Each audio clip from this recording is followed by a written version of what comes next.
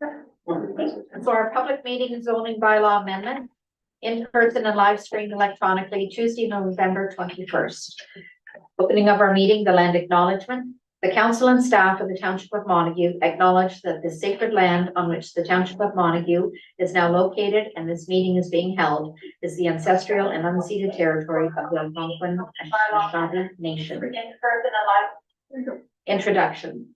The purpose of this meeting is to hear the following application for zoning bylaw amendment, ZB 23-003, GIF and in brackets Lavat. The planner will provide a brief overview of the file. The applicant will be given an opportunity to explain the need for the zoning bylaw amendment.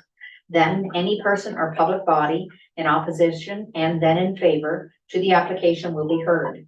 If a person or public body does not make oral or written submissions at a public meeting or does not make written submissions to the Township of Montague before the bylaw is passed, the person or public body may not be added to the hearing of an appeal before the Ontario Land Tribunal, unless, in the opinion of the tribunal, there are reasonable grounds to do so.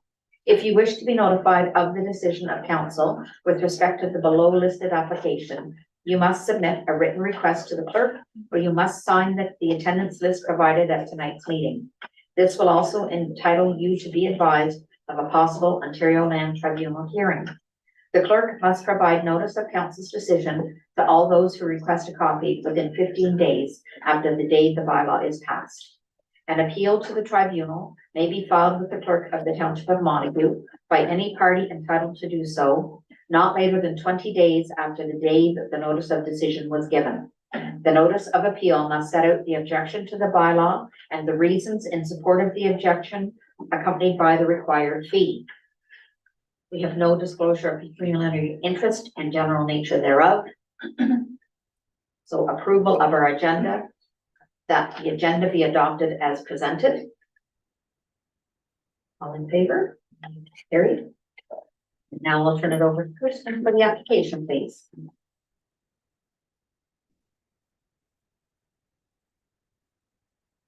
Yeah, we need to move ours. No, there's no way. So moved by Gerald and seconded by Beth.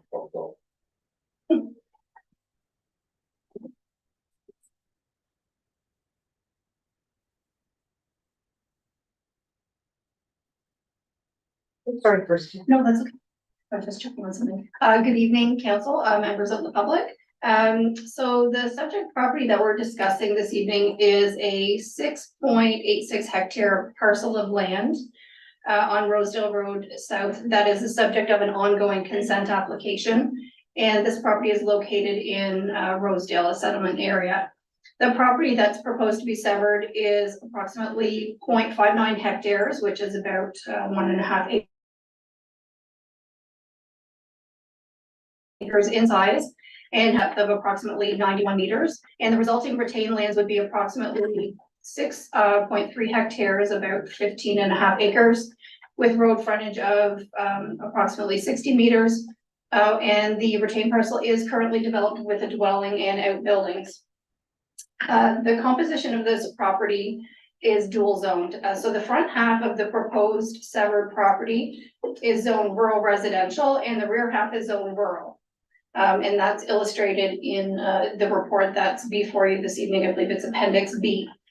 Now, due to the variations in the uses that are allowed in each of these zones and the lot development standards, such as setbacks that are applicable for each, the rural residential and the rural zone, it was thought to be an appropriate planning rationale to require that the rear portion of the property be rezoned to match the front portion of the property. So the rear is rural, the front is rural residential, so that there is uniformity in the uses that are allowed in the lot development standards. And this will enable the property to be developed with less problems. It should be noted that the properties to both the left and the right of this proposed lot are also zoned rural residential. The proposed severed lot is intended to be developed with a dwelling on private services, which is permitted in the rural residential zone. Notice of this application was given pursuant to the provisions of the Planning Act. So it was mailed to all landowners within 120 meters of the subject property, emailed to required agencies, posted on the township's website, and also posted at the subject property. No comments or concerns were received from any circulated landowners. As far as agencies are concerned, Enbridge Gas had no concerns. RBCA reached out to, our office, following preparation of the report. Before you, they have no objections to this rezoning either. The application was also circulated to township staff. There were no concerns raised. And if there's any discussion, perhaps the applicant, I believe he was supposed to attend via Zoom. I'm not sure if he's not participating. But based on any discussions that we had this evening, a report will be brought to council on December the 5th with staff recommendations. And that is it. Not any questions? No?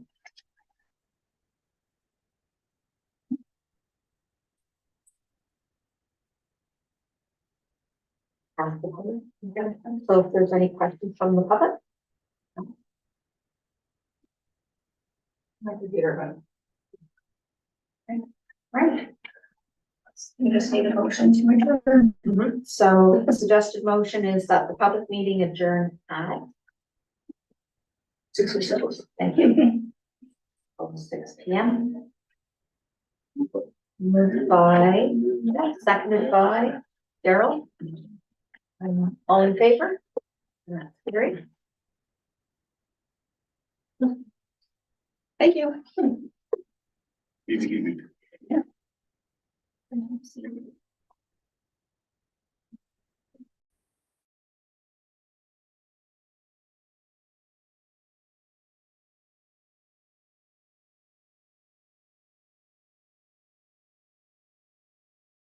Straight into our regular meeting of council in person and live streamed electronically Tuesday, November 21st. Just to acknowledge that Councillor Kenny is via Zoom and Councillor Abbas is absent this evening. So Sunday, November 26th, the Montague Forget-Me-Not seniors are having their turkey dinner at Rosedale Hall. And Saturday, December 2nd is the Santa Claus Parade, 4 p.m. Meet and greet with Santa at 5:30 p.m. Visit the township website and social media. The opening of our meeting with land acknowledgement. The council and staff of the Township of Montague acknowledge that this sacred land on which the Township of Montague is now located and this meeting is being held is the ancestral and unceded territory of the Algonquin Anishinaabe Nation. This time we'll have a moment of silence, please.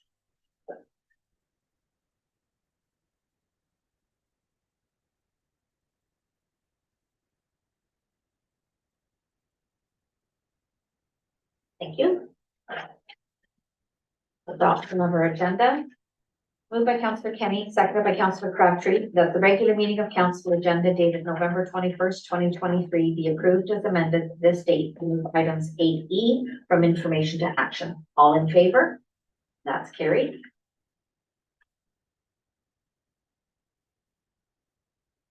Our disclosure of interest now or throughout the meeting, minutes of previous meeting. Moved by Councillor Crabtree and seconded by Councillor Kenny, that the minutes of the regular meeting of council dated November 7th, 2023 be approved as presented. All in favor? That's carried. Any business arising from our previous meeting? Okay. We have no delegations or deputations. No report of municipal officer. So our first is report of committee via poll. Moved by Councillor Kenny, seconded by Deputy Reeve Carroll, that council approve the minutes of the committee of whole meeting of November 7th, 2023 and approve the recommendations contained within. All in favor? That's carried.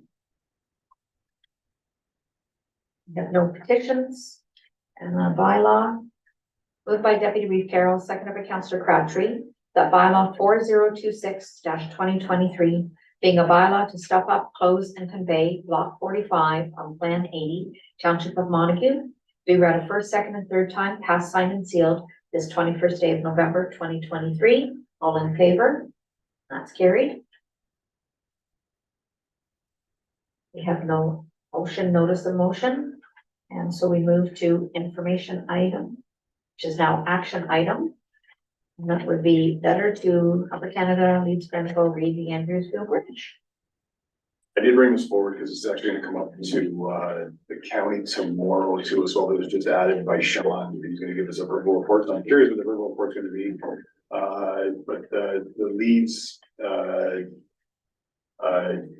county, in their meeting on November 8th, I think it was, they talked about Andersville Bridge quite extensively, actually. It was a pretty good discussion as far as who was kind of for it and against it, and you know, kudos the mayor of Merrickville that really you know, talked about the important piece of infrastructure.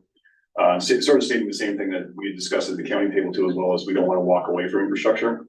And some other comments made too as well about saying, you know, like, well, it might be a low traffic bridge, but does that mean if we're doing that all on traffic, does that mean that we start closing roads because they're low traffic roads? So I think there was a good fulsome discussion there.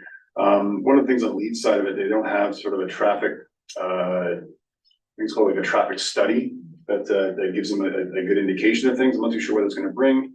They also discussed they want to defer it longer to figure out a little bit more about their traffic study, and they're more in favor of converting to a pedestrian style bridge, maybe letting ATVs use it. One of the issues with that is I think they missed a little bit of the update that the causeway is what's causing a lot of problems as far as insurance and lawyers. And they're not okay with it being open at all. It would take extensive work to do it. So it's one of the discussions it was about not kicking it down the road any further, but obviously those kind of decisions do kick it down the road further. So it's more of an update from that letter, and I also want to recognize the person that wrote it to as well, because it is important that this is still on the radar and still has not been approved by both sides. I'll try to give a little bit more of an update after the county sort of discussion too as well, on what we might be able to go forward with that. But it is one of those things that's in our township. And we just have to get we were able in Lanark to get the buy-in, obviously, from all of the representatives in Lanark, but there's the representatives, some on the other side that are not close to the bridge, like as we'll say in Westport or another parts of the and Rideau Lakes that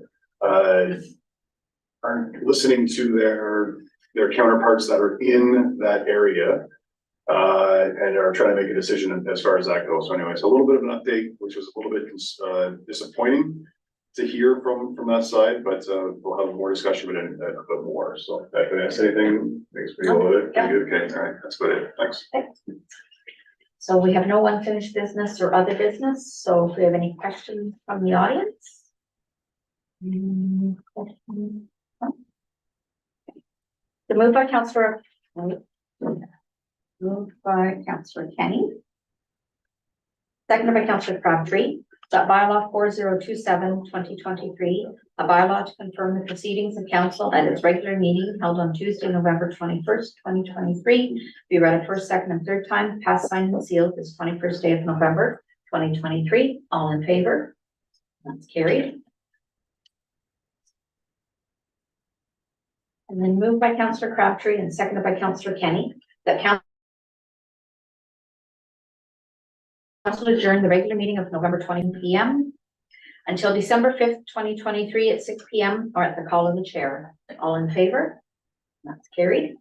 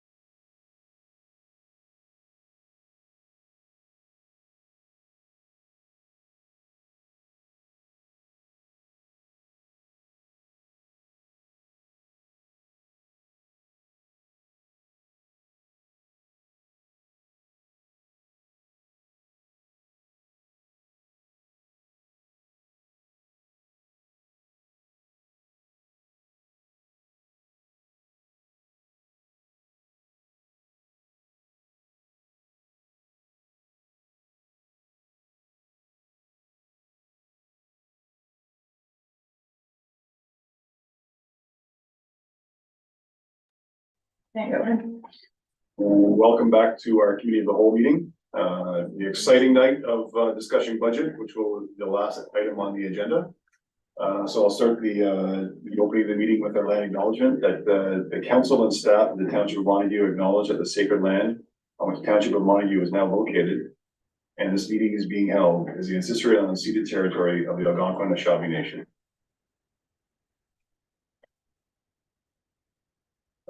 The adoption of the agenda, so moved by Councilor Kenny and seconded by Councilor Crabtree, that the committee of the whole agenda dated November 21st, 2023 be approved as presented this date. All in favor? Carried.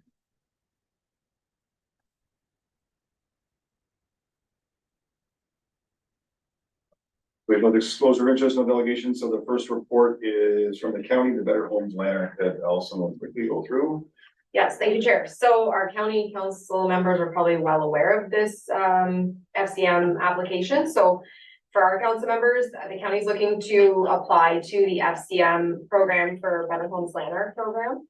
Basically, it'd be a program that individuals can apply to receive fundings to upgrade the energy efficiency of their homes and things like that.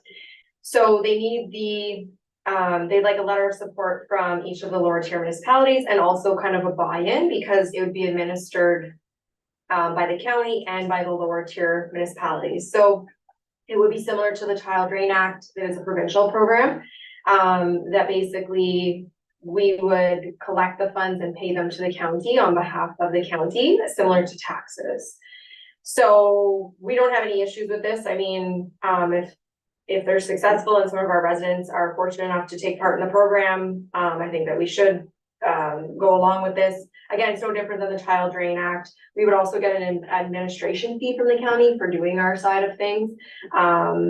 So right now we're requesting that council support it and that we can go ahead and send a letter of support to the county. Thanks, Allison. The biggest thing is that it's some staff time on our side of it. The money that's funded is from the FCM grant and also from the county's reserves. So we discussed at the county, obviously, some of the money that we could lose and the percentage as far as the interest that we earn on the money in those reserves. But a lot of it is just the administration of at the municipal level.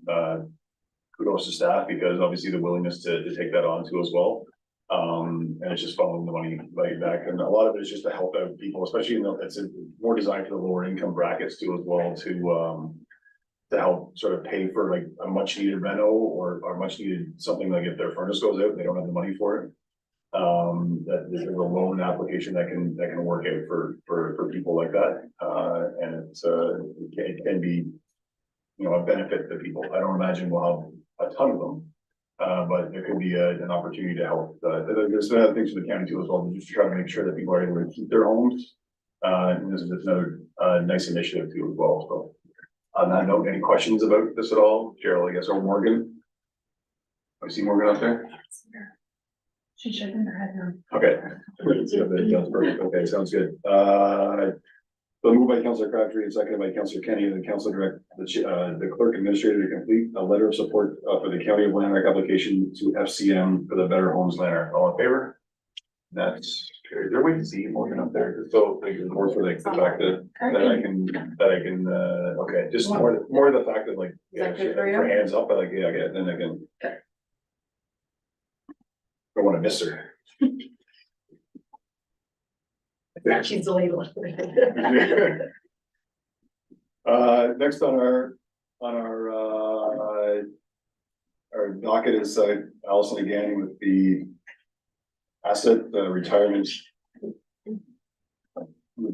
obligation report. So thank you, Chair. So this is a accounting standard from PSAB covering asset retirement obligations. So they're considered AROs in our world. So it was approved in 2018, it was to be implemented by 2023. So it really applies to all public sectors. The different sectors are kind of being treated differently, but so we need a policy in relation to this, and it's like any other policy, as we learn and live, it's going to grow with us. So KPMG is our auditor, and they did provide notice to council whenever they came and presented that this would be something that would be coming forward to us. some of the examples for this is, it's similar to whenever they first implemented the asset management plan, the municipalities had to have it, so they were preparing for, mostly more so with people with waste, landfill sites, arenas that had a lot of asbestos and things like that, so we're going to have very limited, probably any kind of obligations here, but we will have some. So they are listed like closure and post-closure obligations associated with landfills, buildings with asbestos, end of lease provisions, decommissioning of fuel storage tanks, fire water holding tanks and septic beds. Removal of radiological contaminated medical equipment, sewage or wastewater treatment facilities. So these are just some of the examples, but this is the draft policy that's being presented. We did not recreate the wheel. We have leaned on some of our other municipalities that have already passed their policies and kind of groomed it to us for right now.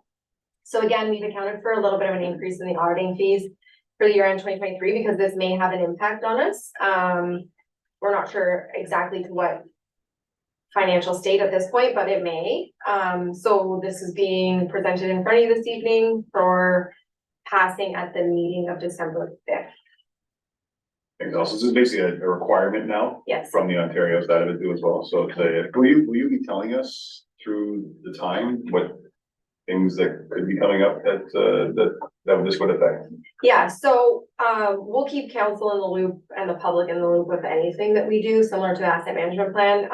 You know, if there's a big, again, there's nothing for us that's really a big ticket item because we don't have the landfills, we don't have an arena, we don't have some of those things. So our worst case is gonna be like our septics, which it really will only come into play if we end up closing a building, but we don't have a lot of buildings, so we're probably unlikely to be doing that. So our fuel storage tanks, maybe if, you know, we're gonna have very limited as far as we're concerned. We may have a little bit of asbestos depending on some of the buildings. That's probably gonna be our main kind of focus for that. Sounds good. Any questions from council at all? No. See none. So moved by Councillor Kenny and seconded by Reeve Jennings, that council approved the draft policy for the asset retirement obligation PSAB 3280. The council directs staff to repair a bylaw be approved on December 5th, 2023 meeting. All in favor? That is carried.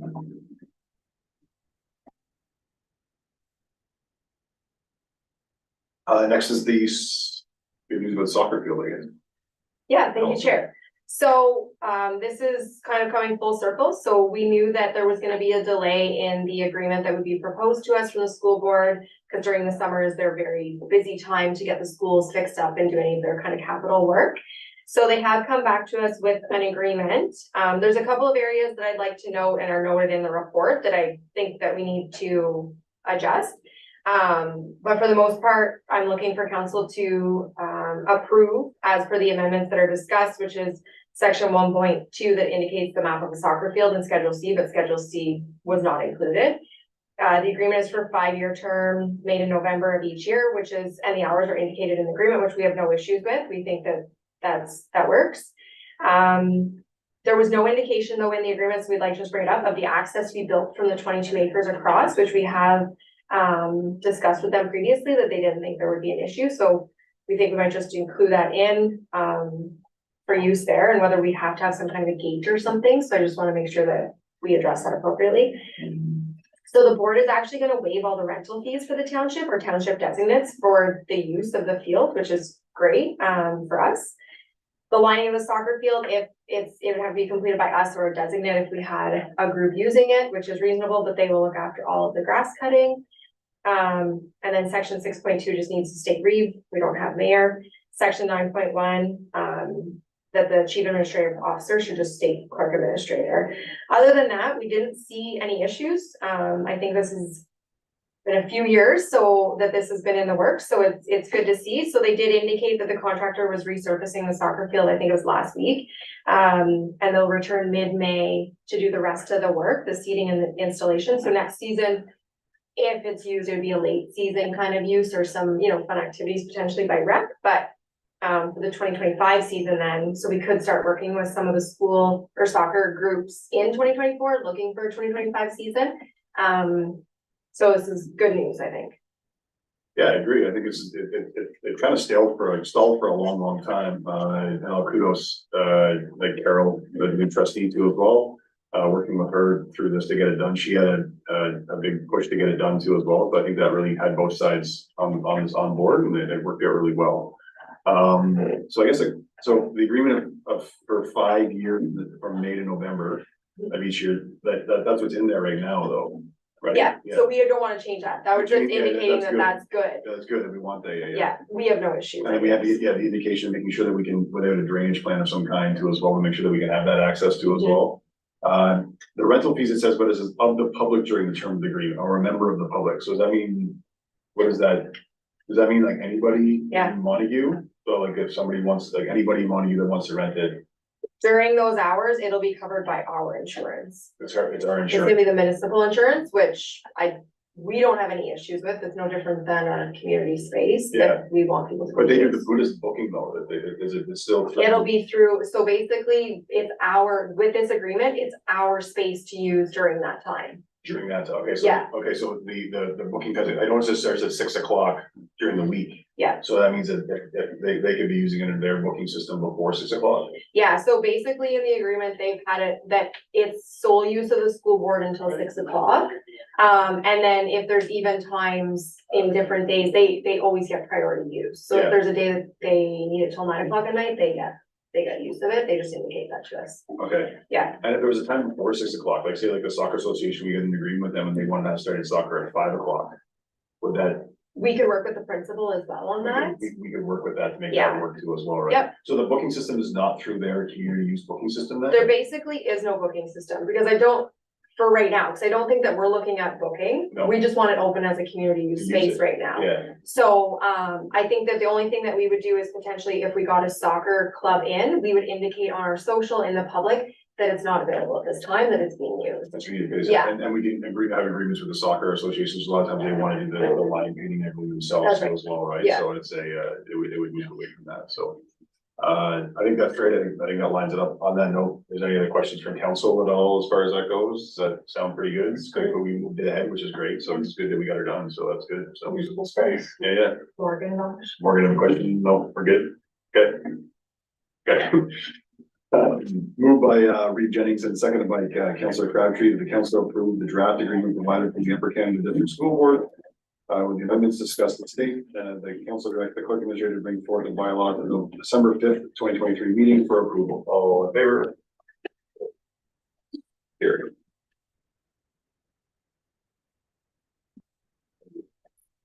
Big ticket item that we've all been talking about. The budget, the first draft of our budget. Ali's gone up to take the podium. I think this is, out of the gates, to briefly this in a little bit, staff put a lot of time and effort into it, and looks like they've really focused on the priorities that are needed for the now and for the future of the township. So I think that's a great start for us too as well. And speaking to our counterparts around the county, we're looking at right out of the gates, one of the lowest starts as far as the tax increase that's out there. So I think that's with such a tough market that we're in right now, I think staff have really tried to start out with something that is in line with people's pocketbooks and also what we need for moving forward. So on that note, I will pass it over to Ali to go through our budget.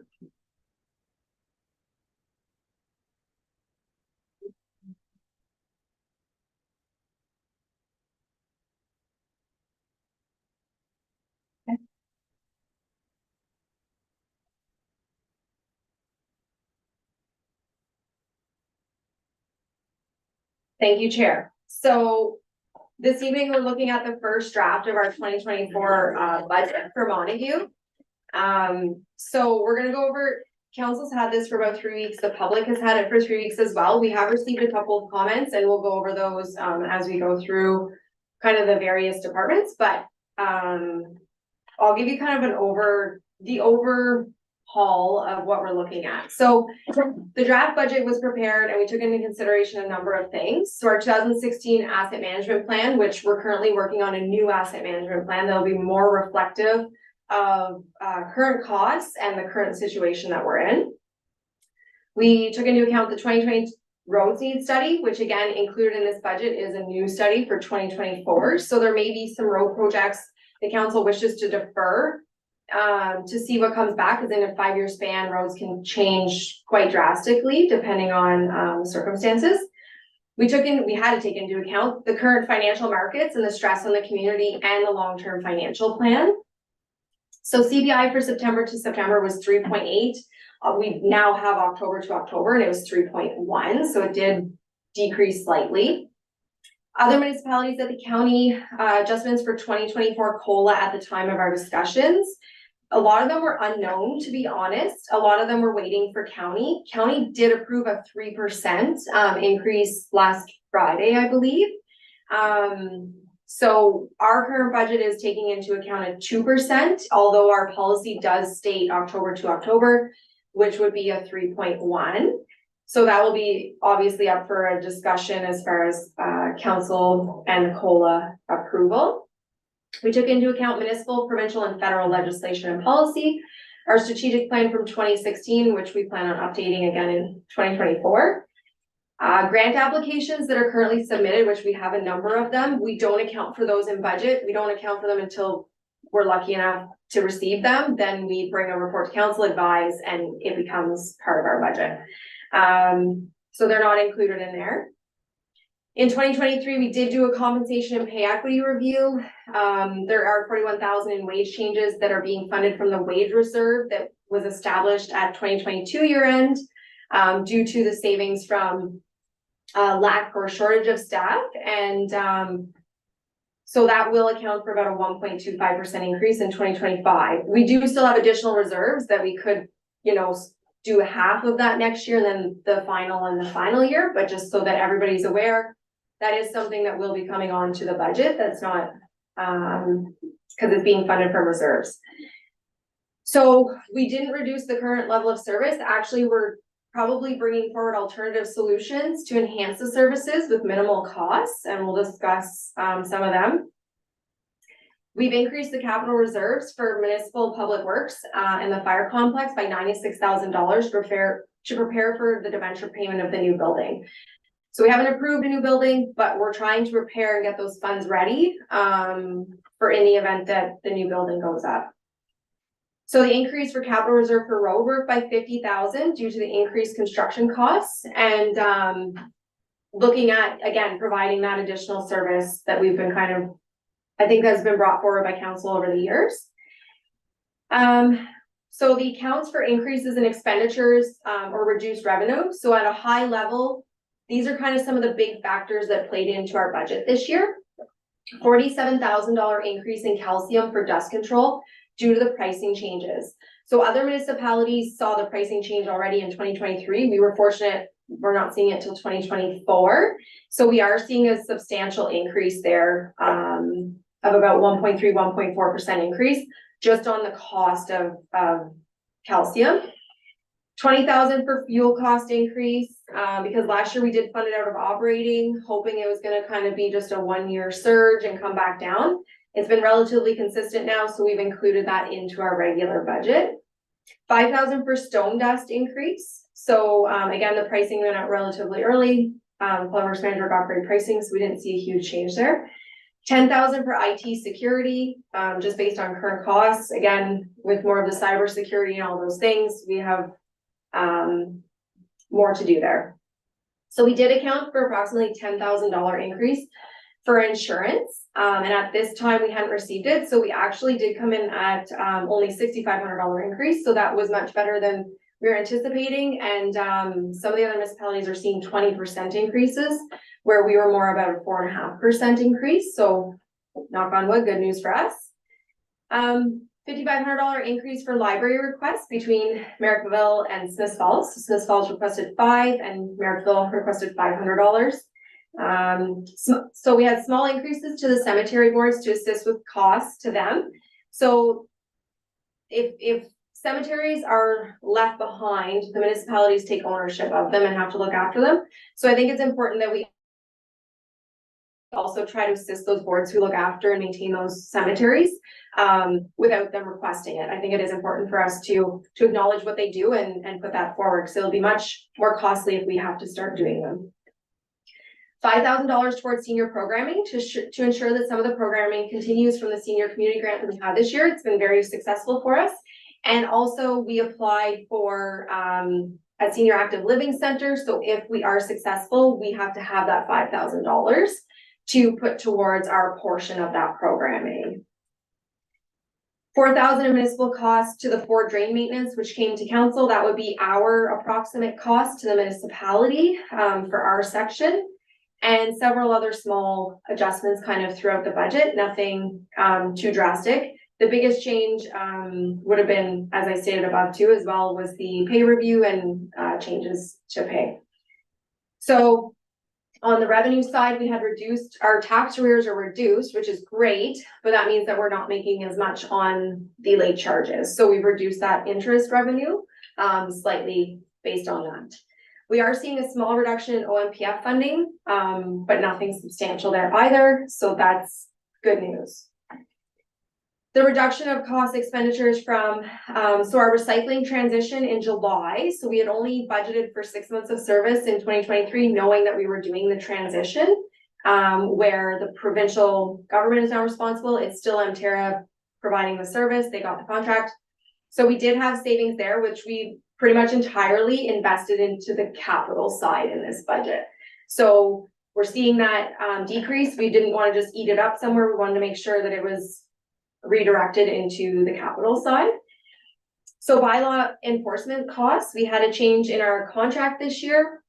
We're anticipating 13,000, potentially even more savings from what we've seen so far this year. Reduction in granular costs due to advanced tendering by the public works manager, again, $40,000 in savings there. So that's substantial and offsets the calcium increase pretty much. Integrity commissioner expense for council.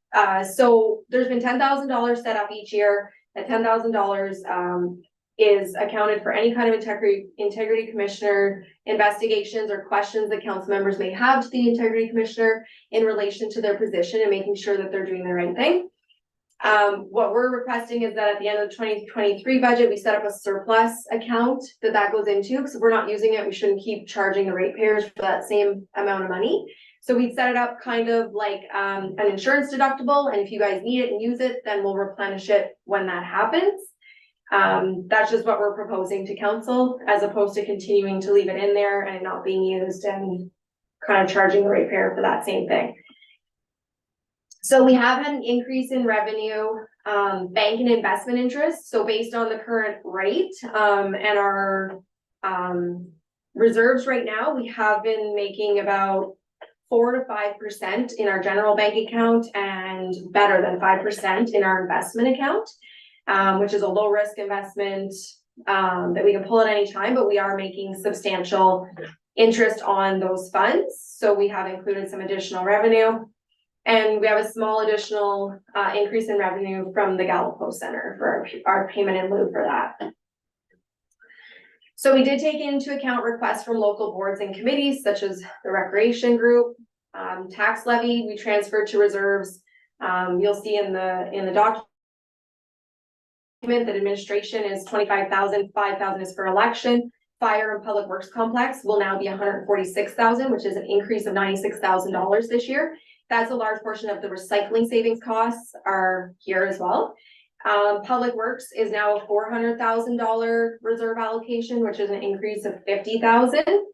Fire is maintaining the 77, which we increased in 2023 from the 50 to the 77.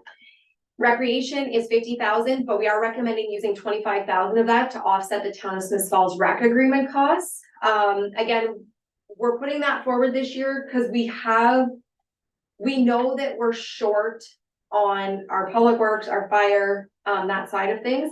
And we're trying to adjust some of the monies that we have to allow those reserves to increase to get those essential services addressed.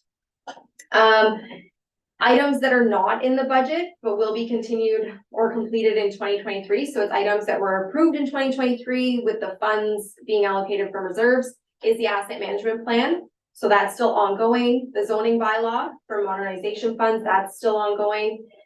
Phase 1, 2, and 3 of the municipal complex for fire and public works from modernization funds, that is still ongoing. So we are working on those and they've already approved in 2023. Some projects the staff plan to complete in-house.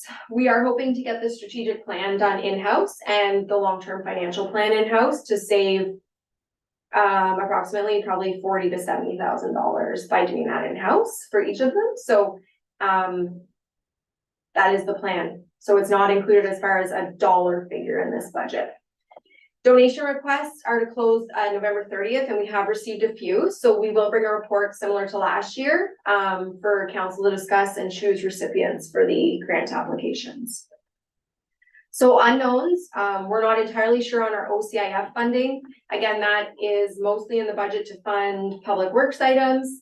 The CCBF or gas tax, we're not entirely sure there, but the province and the feds had already approved the amounts up to the 2024 year, and it was to go up slightly. So we're not anticipating seeing a decrease in that, but you never know. The Conservation Authority asked, we don't have that yet, and the airport expenses. We're still under negotiations with the airport commission or the flying club.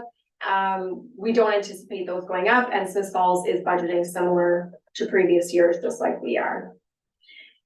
So this evening, obviously water and wastewater are here. We strictly wait on Smith Falls to set those as we get those services from them. So the budget does include a 3.55% tax rate increase and a total levy of 5.55. So that means that we had 2% of new builds, new assessment onto our roll, that's offsetting our total cost. So the total change equates to about 188,000, of which 146,000 is directed towards capital. So only 42,000 is going into the operating expenditures because of some of our other changes and increases in revenue. So the change for 2024 is modest based on the current economy. We have included what others increased from 2022 to 2023. And here you will note, we only did a 1.72% last year. We were the lowest increase amongst most of our competitors, where you'll see some of them were 9% plus their new assessment, right? So they had substantial changes. So I think that what we're presenting is a fair budget. And, you know, we did work pretty hard to bring forward something that would be reasonable for everybody. We did include in the budget just some of the changes with the history. I think it's important for some folks that maybe are new to the area or just haven't maybe looked at it before, just to kind of give an idea of where our tax rate has been, where it's been the last little bit, along with the county and the school boards. How much money we actually levy, so how much money we collect from taxpayers to run the municipality and do all the road work.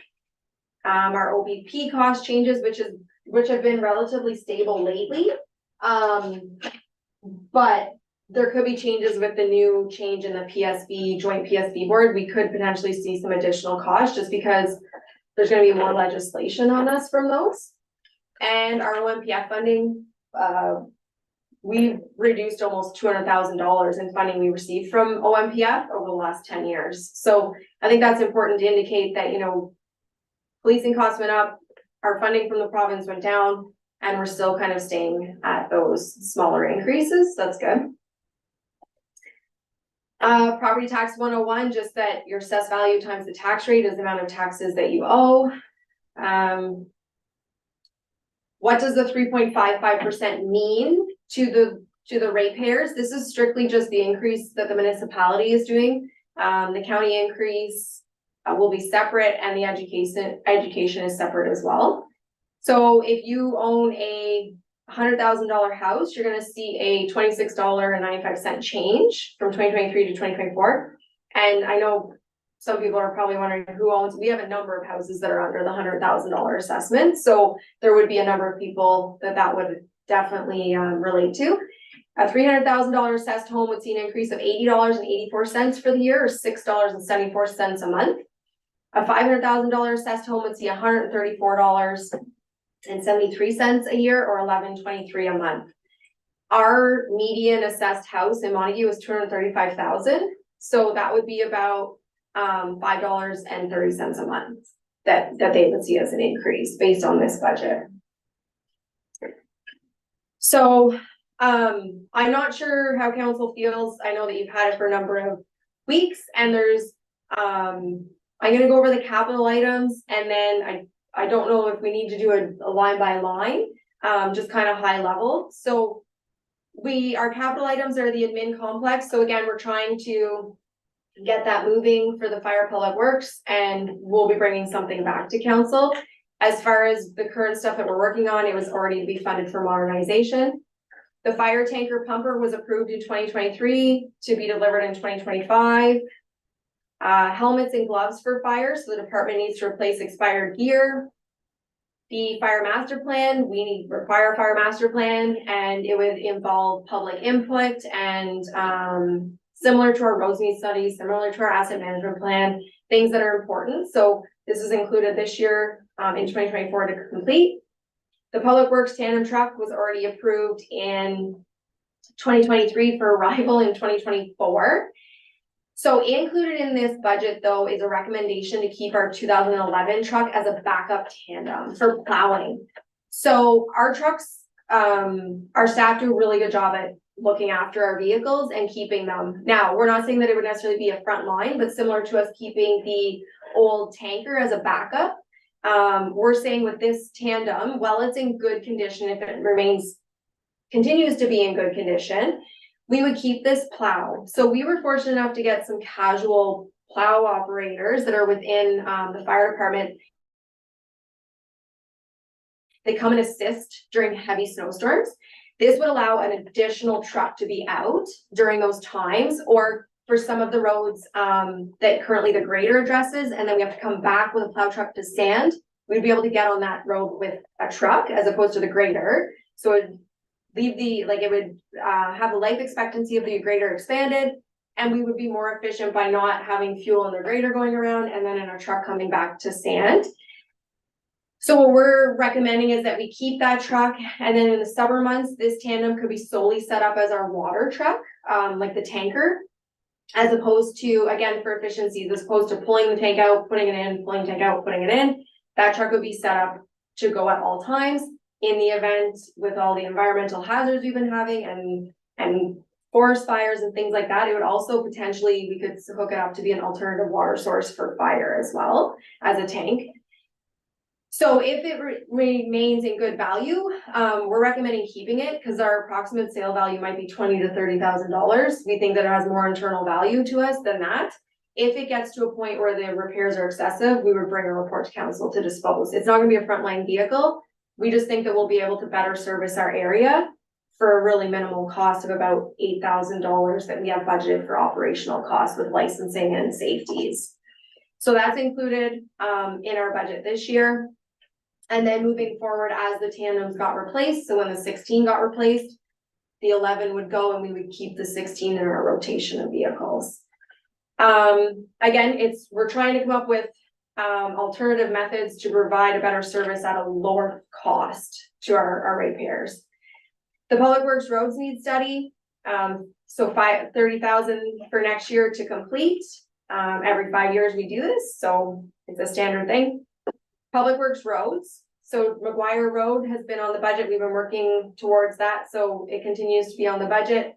Pinery Road for survey and legal is on. $170,000 for McPherson Road, 2.7 kilometers for microsurfacing to extend the life of that road. King Street, $122,500 rehab and asphalt for 130 meters. $132,000 for Rideau Ave Matheson Drive rehabilitation and asphalt for 200 meters. And Van Exen rehabilitation and double surface of 200, or going to a micro surface of 60,000. But to be honest, I think the Public Works Manager was out this fall once we kind of had some bad weather and rain. I don't know, we wouldn't recommend the micro at this point. I think it's either keep the hardtop that's on it, or do the rehab, or wait to see what the roads need study comes back with, as we're gonna be currently into that in the new year. The storage shed, we're keeping this on here in the event that we don't move forward with the municipal complex. We have to replace the storage shed that was demolished a few years ago. And also fire would need to expand to accommodate the new truck as well. The coverall building that we had the emergency repair of the tarp, we're looking to seal the concrete foundation to prevent any kind of further deterioration and extend the life of that building as well. Public Works has the OSIM, so large culvert and 1 bridge inspections that are required next year. Recreation, so we have included 5,000 for sound barriers. Again, we have an application, a grant application right now for sound barriers, but we think it's important that we budget for them because the hall really needs them. So even if we're not successful, that we have money there to do that. We will wait to see from the application we have in though. The recreation 22 acres, so council did approve for us to move forward on that.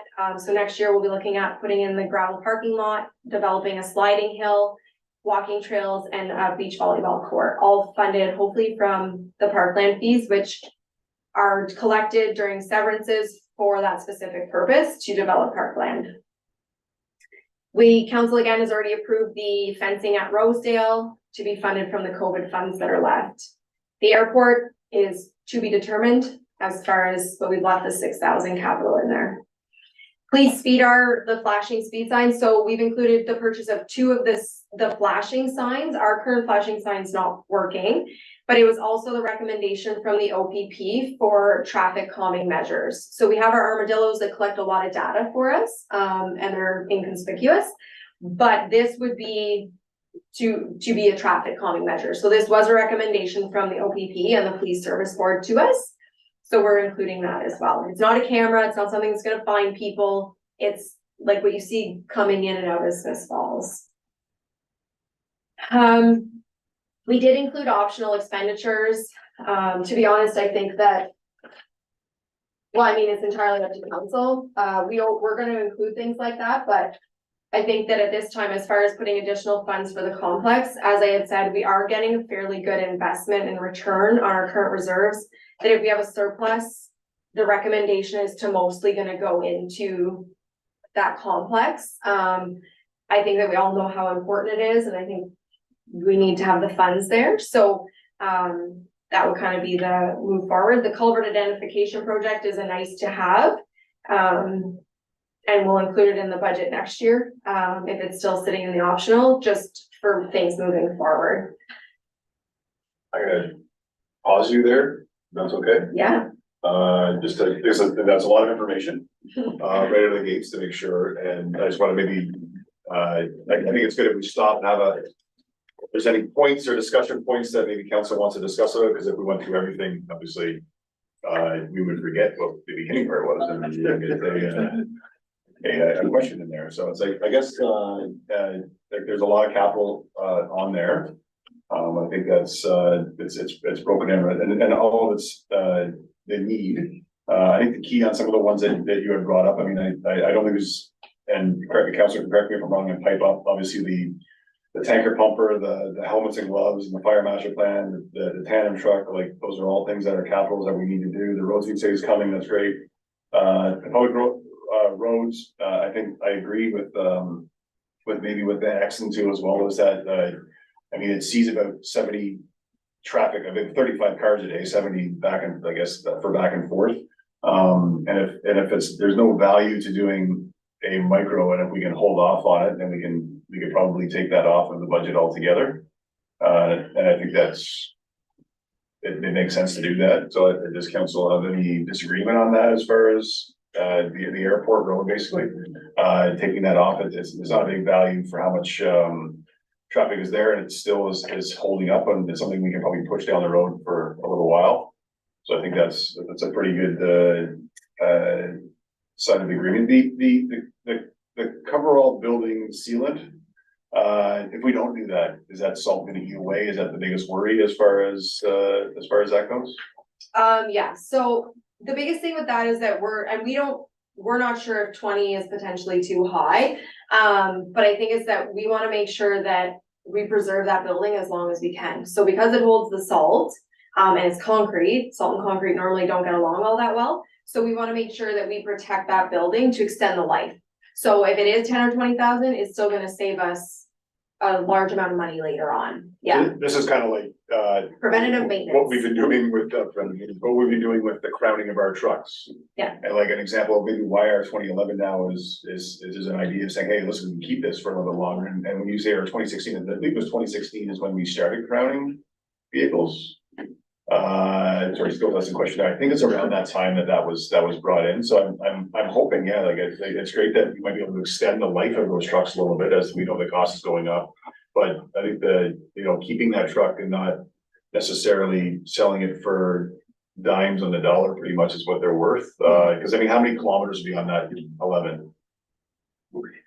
I had a skill testing question, but it'd be sub 150. Yeah, maybe 120. Yeah, so I mean, like the wear on the engine is the biggest thing. The reason why those trucks are usually, they start falling apart because of the salt we use with everything else. And the crowning is making a big difference. And that's that preventative maintenance, that might be pretty helpful. So I'm in favor of that too as well. And once again, council, if you're not in favor, put up your hand so we can discuss that. But I'm in favor of that too as well. I think it's a great opportunity for all of the reasons that you listed. And then we're still gonna be able to sell it in whatever that is, 5 years from now, when the 2016 is coming off of service, that would probably still sell for $20,000 at that point too as well, I would imagine. So there's a good value of holding on to that for all of those reasons that you brought. So I think that sounds pretty cohesive with council too as well. The Rosedale Road fencing, I mean, that's already approved. That's coming out of that COVID money anyways. The flashing signs, yeah, I mean, unfortunately, our flashing sign is no longer working. And to get it working again, it's probably just better to buy a new one. Unfortunately, I think that's what I've discussed that with Steve as well, the cost of shipping it out and getting it fixed and whatever. Is it a real value or not? We can replace it. So I think that's a big thing. So I think we're all in agreement. It sounds like we're in agreement for the draft capital. I guess when we go into the optional expenses, when you say like obviously 3%, what are we investing right now as far as you're saying it's close to 3%? What are we? Yes, so we put the 96,000 in, 3% would have been almost 100,000. So, we're close to the 3. I believe it was in 2022, whenever we brought optional kind of how we would be able to fund this project, without having the actual cost. We were looking at potentially like a 3% for the next 5 years, as opposed to doing one big dab at ratepayers. So we're starting that process. Plus, you're going to see that if we have surplus and those types of things from our investments making money and those reserves making money, we're gonna ask that also be put into the reserve for the complex. So, we know that we have to do these smaller incremental increases for the next number of years to have the monies to pay for the debenture of that building. So I think that, yeah, that's an important point. And it is something that we need to take that next step and looking at that next step as things are aging and we grow too as well. So I think so we're close to that 3%. So we're on the right track as far as investing appropriately for that build. And I think the culvert identification project, great idea to simplify things. I think there could be opportunities to do pieces of that maybe over a couple of years, and there could be some maybe money over the course of the year that could be that might be saved in the public works budget that we might be able to piece that together too as well. So I'd be curious as we go through the year that staff might be able to bring back some information about how we might be able to absorb. Because it's $25,000, and we do split that up over a couple of years or something. We might be able to absorb that into some of the savings that we have too as well. So if that makes sense too as well. So any other questions on the capital stuff that Allison has presented from anybody on council? The only thing I would just want to clarify, so are we looking at removing Van Exton from the 2024 budget for now? Well, not for now. We're gonna remove it, get the roads need study completed and then see where we're at. I think that's a big part of it too as well, because Van Exton it is probably one of our, if not least traveled roads in all of the township. So it makes sense to maybe to hold off on it, especially considering it's not completely decimated, it's still drivable. And the road C study will give us another, yeah, exactly, a very good indication of what we need to do. And I think that's a great suggestion, I think, as well, so. Yeah. Okay. Perfect. Anything else? Any other questions? We're good, so we can move on to the next part. Sure, so I'm not gonna go through all the, little diagrams there. So we do break out how everything's to be funded, in the spreadsheet, so for the most part, it's grants, which is OSIP, if we got the 115,000, again, if that changes, it's just going to change the amount for King Street, but we're not doing Van Exen, so that was also gas tax, so, if OSIP is slightly less, we're gonna use gas tax to offset that cost, that would have been used for Van Exen. So most of the big, projects were approved by council in 2023, like our tandem, our pumper tanker, those types of things.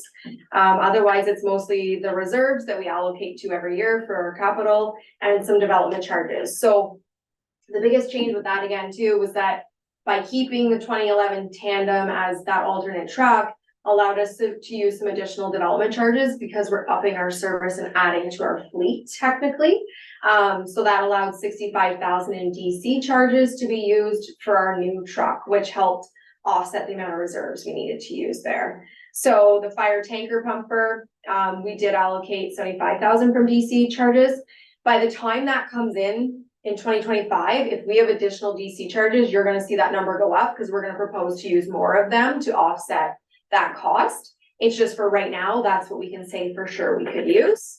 But hopefully next year we have lots of building with lots of development charges to help offset that cost as well. There's nothing, again, the parkland fees for the 22 acres is not tax money, it's from development and from that type of thing. We haven't So, spent that money at all as far as that goes. We've been doing it. The whole purpose of taking those parkland fees is to offer parklands and park space for people. So we have that money now to help sort of utilize that for people, so. yeah, and they changed the legislation on that. We have to use that money now. Yeah. So we have to get it spent, we have to get it used, because they're now giving you timeframes on to use it. So this is what we have it allocated for 2024 is to get that started. And again, that development on the 22 acres is gonna pull next to nothing from operational. So in the winter with the sliding hill, the public works will do a plow of the parking lot. It will not be a high need. It might be the next day when they get to it. It's not gonna be an overtime type of thing. There'll be a little bit of grass cutting and basically summer student kind of maintenance of that area. So just so that we know on that, we've kind of included items that are lower maintenance, free, accessible for people. So not a huge operational cost as far as that goes. Any questions on the funding? See, no, it's good. Okay, so we do have the reserve schedule. Again, it's basically just what we went through and where things are being funded, just so you can see. We are allocating, I think you're gonna see the biggest is into our general government, where you're seeing that 146,000 going in now as opposed to the 50. So that's that increase that we're trying to do and build that up, so that whenever our first adventure comes out, we will have funds to offset the costs that we haven't gotten from the taxpayers yet by doing the 3%, the smaller increments each year as opposed to one big increment. This doesn't include our year-end 2023, so this is really just a high-level picture. We have a good amount of reserves for the size that we are, so I think that we're sitting in a good position, and currently we do have some of that, as I said, invested in a low risk, and we're making about $20,000 a month on interest, so we're doing okay there. So you're anticipating it like about what is it, $45,000 surplus? Sort of what the anticipation is? No, That's a guesstimate? That I think that we're gonna be higher Higher than than that. that, yeah. I'm just allocating what we've accounted for in the budget. So far. Yeah, Because I also see, I don't see the sort of the council integrity commissioner That's right. in there, so that gets all of that, Yeah. so it's gonna kind of piece its way in as we see, when we get to the end of the year results, we'll see a little bit of difference in that sense. So. Yeah, knock on wood, everything keeps going fairly well for us and we'll be in a good position. Okay. Any other questions about the reserves, anything else? Hang on, or carry on?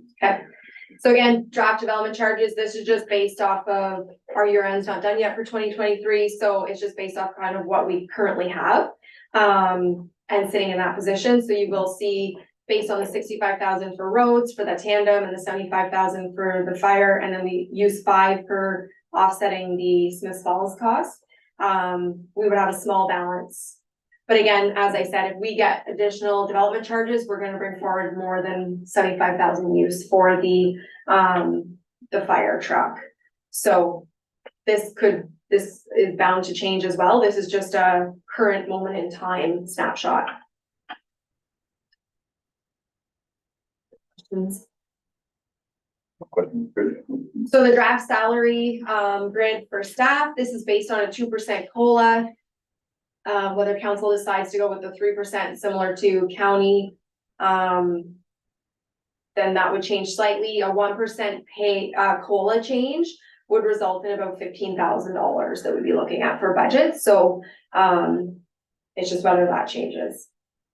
So about like a 0.25% tax increase per se. It'd be about 0.4, but we did have, our insurance came in less than we thought. Like there's still some little adjustments that could be made that we would be closer to like probably a 0.25, 0.3. Okay. Yeah. Based on that.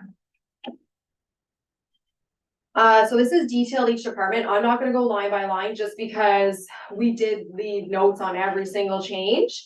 So I think that for us, no big changes as far as the taxes, payment in lieu, those types of things. You will see again, the general bank account interest, we're even being modest at what this amount is, at the 90,000, because currently, this was when budget was done, we're currently at almost 300,000 in interest that we've earned this year between our bank and our investments. So we're being, but again, if the interest rates drop, we're gonna have to drop that dramatically and it's just gonna be a yo-yo. So we think 90 is probably a safe, realistic number for right now, and then any surplus would be put to our building. Yeah, so no big changes as far as revenue, permitting, things like that. Any questions? I see none, Ally. So council, included a 2% COLA. Now again, county approved 3, plus county approved a change in the, per diem and the meal allowance for conferences. So they did change it to $150 a day for meals and $300 a day for the per diem to try and cover people's wages and encourage members to go to these types of learning initiatives. So I guess it's just really the question for council. You guys have not utilized your budgets in those areas in the past. And the county councilors don't get funded from this. So it's more, I guess, towards Morgan, Councillor Bass, Councillor Kenny and Councillor Crabtree, to change those to be the same as the county, so that if some of you are away, your county counterparts, you're getting equal reimbursement. So the county, basically they doubled the amounts and everything else, but it was to make it more in line with, if you go to a conference for a day, like, and people from that, you know, even say when they're self-employed, you know, that $300 offsets the money they're losing when they go away. So it makes it more in line with what people lose when they, you know, when they take, it's always a tough one to discuss because it's, when you're discussing more money for counselors and anything else, I'm sure that's a touchy subject. But it's one that increased it up. And one thing they said at the county is what they budgeted, last year, even with the doubling of the amount that is actually put out, the amount that's budgeted, even with doubling it, would still be under the budget that was presented.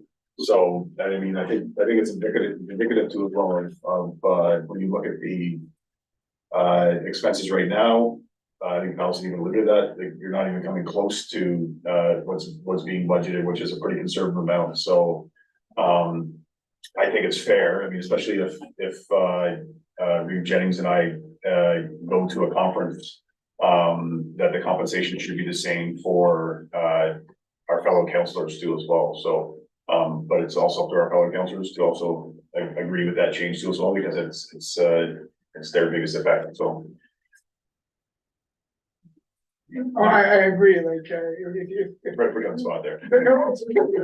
I saw the burning eyes. No, like, I'm an hourly employee, so if I take a day off, it's unpaid, so I do understand what you're saying, and Jim is, self-employed, so if he takes a day off to go to any of these courses, those are unpaid, and, you know, in the end, we're all working for a paycheck too. So it does make it a little more enticing to get the education, get that, to make us better at our jobs, to do better for the community, and I don't think it's a bad idea. It might make it a little bit more reasonable to take a day or 2 days off to go to these courses, to be more educated on what we are here trying to do. Morgan, did you? They pop up there, so I wasn't too sure if it was a, No, I had nothing to add. I defer to my fellow counselors on this. It's certainly not going to impact me this year, so yeah, I defer to my fellow counselors. thank you. I think we have a, oh, sorry. Somebody else wants to speak now, or, Wanted to add to what David Reeve had said about what we get at council, at county. I mean, the lower tiers, we follow with the mileage and everything else. So if we're doing part of what the county does, we might as well be consistent in ensuring that when they increase theirs, that we do match it. And I know other municipalities within Lander County have also done that as well. And the thing is, I mean, people will say, well, you don't do it for the money and everything else. We don't. But at the same time, we still have to stay educated on the ever-changing legislation that then impacts staff as well, which is why it is important that we attend these courses. So yeah, it's not a job, but we are here making decisions, and we can't make decisions if we aren't totally informed. So. there's a lot of value to when we go to those, I learned a lot when I go to those, and especially when you're mingling with everybody else, so yeah, I think we have a decision, so. Okay. So just with that, we'll bring back the bylaw then, that relates to that. I don't know that there's necessarily gonna be a big change as far as our budget line goes, because again, Councilor Kenny has said that it's not gonna impact her this year. And, so we've been well underutilizing our budget as far as that goes. I just think that our municipal counterpart should equal what the county is. So that's good. So I will bring back the bylaw then to accommodate that. Any other questions, I guess, on the council part of the budget? I don't think so, so we can move on to the next part. So this administration. So again, our revenues, you'll see that we are pulling 41,000 from the wage reserve that we have. So there are substantial amount of wage reserve left, because I believe it was at the 127,000, we're using 41 of that. So administration, again, staff wages are at 2% COLA and adjustment from the pay review. And then your employment costs go up accordingly. There are small changes to CPP benefits this year that impact anybody over the 66,000 amount of an extra $300. Nothing major, but just that all those changes are included in these calculations. We did increase office supplies as far as that goes, just for we do have the planner for the most part. Office supplies are in here, public works, we don't really separate them all that much, we're all kind of together on this, so we do have some additional costs there. The accounting fees are going up, again, we did allocate some for that PSAB change, we're not sure what that's exactly gonna mean for us, but KPMG will tell us. The training, so we did include some additional training. We do have a new deputy clerk, health and safety training, and some CEMC training for the alternates. So that is myself. So just that we are increasing that slightly to encourage the training within the staff and within the office. Well, part of that too is we've got to stay on top of the legislative Yeah. mandated trainings that. Which, yeah, so you'll see that in Public Works too, of why we kept that training up where we kept it as well. So again, we did estimate insurance at $10,000 increase, or slightly better, and we came in lower, so that is good news. A bit on the IT, so basically we've gone through everything there. The big increase for so I think admin throws off a little bit, so the reserve that gets set aside for the building is in under the administration side, just because that's where it's always kind of been funneled through. But it is for the fire public works, it's just it's funneled through the admin side, because we also have the 20,000 for the admin building that we said we would pull for the generator and things like that. So, anything here? Any question from council? I think it's gonna be cleared up, sort of like that big chunk that goes from the admin reserves to as for basically building capital, so I mean, Yeah. so I think that's important, an important point for sure, so. Yeah. I don't see any questions on that, so we can move on to the next part. So fire, the pumper tanker and the capital is the biggest change here. The rest is the change with the COLA. And just some small changes, to be honest. So not a whole lot. The fire chief is more frugal than I am. So, not a big change here. Do you really need the gloves and that's what we do. That's perfect. Any questions on fire at all? I don't think, I mean, to me, when I look at the fire one, it's the same way. It's like, it seems very lean for, saving people's lives. So I think that's great. And I know, like, we can hear it upstairs, like the training that we have and everything else that's going on too as well is, that's second to none, and not to glow Miles' ego too big, but I mean, he has obviously has a great team and a big team that I think is the envy of a lot of different municipalities. So I'd say we're frugal and we have a big, awesome team. So yeah, very good. Let's move on from fire. Thanks, Miles. Police services, so again, we spoke about the purchase of the 2 flashing lights. We have accounted, based on, we saw an increase of our policing of about 7,000. We're saying to fund that from the reserves as well. Again, that comes off the reconciliation from 2 years ago. So every year it depends. Last year we saw a small decrease. This year we're seeing a small increase. And then we'll see what happens in 2025. Nothing major though. Here, again, there could be some changes based on the changes that will be coming forward with the joint police service board, but we don't know that until that happens. Wouldn't be a lot of changes, I wouldn't imagine though, like. Well, based on the training that I sat in on, there are gonna be more legislation on this joint, so there will be more administration on it. So I'm not really sure. We have a meeting tomorrow morning to kind of have that discussion. So until that time, I can't really say. Just guessing, Yeah. And you know what, when we sing it's, here's the bill, you pay it, so let's say, so I mean, if we can at least have a number that we know that's sort of managed the same, then we can budget appropriately, so. Yeah. That's perfect, thanks, Alan. So bylaw, again, we discussed this, it's going down based on our current agreement with MLES, so it's positive.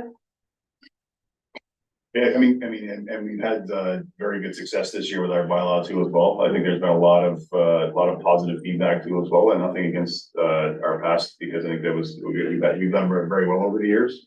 But sometimes those fresh eyes, and that's great, yeah, so it's we're on the right track for that, so thanks.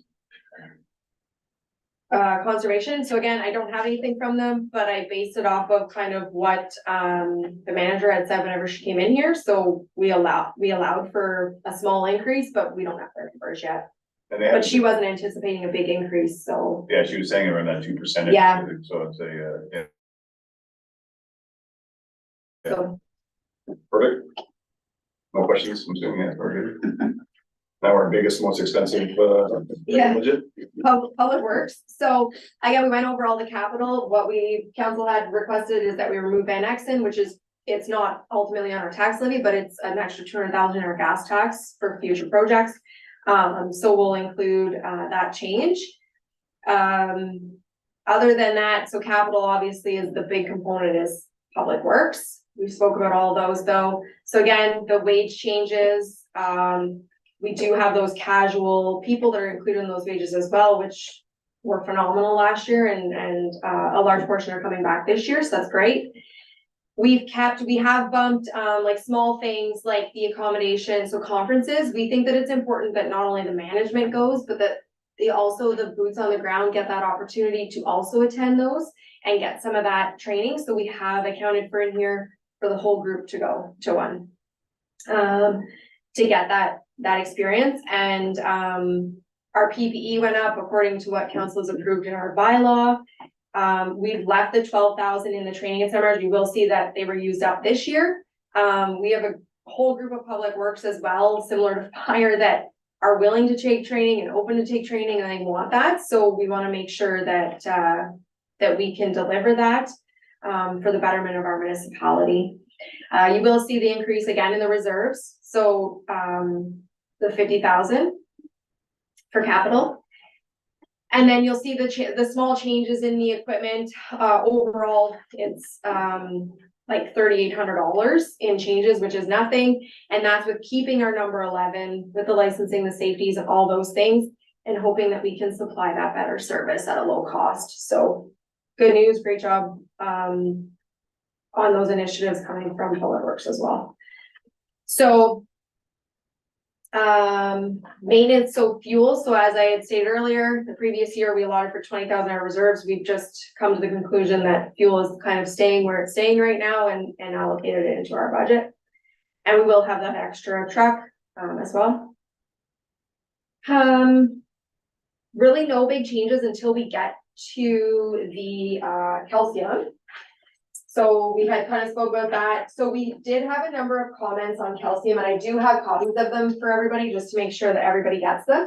So we had comments from Shelley and Joe Nadeau on Nolans Road, Heather Lobin and Chris Strang on Nolans Road, Jessica and Joseph McClellan, Bernie and Alex Scott, and Jason Burlett. And I had one phone call, I didn't get the name, but also on Nolans Road. So just so everybody has the comments. So basically what they're asking, or what they would like brought forward is discussions on the second application of dust control, the calcium, throughout the year.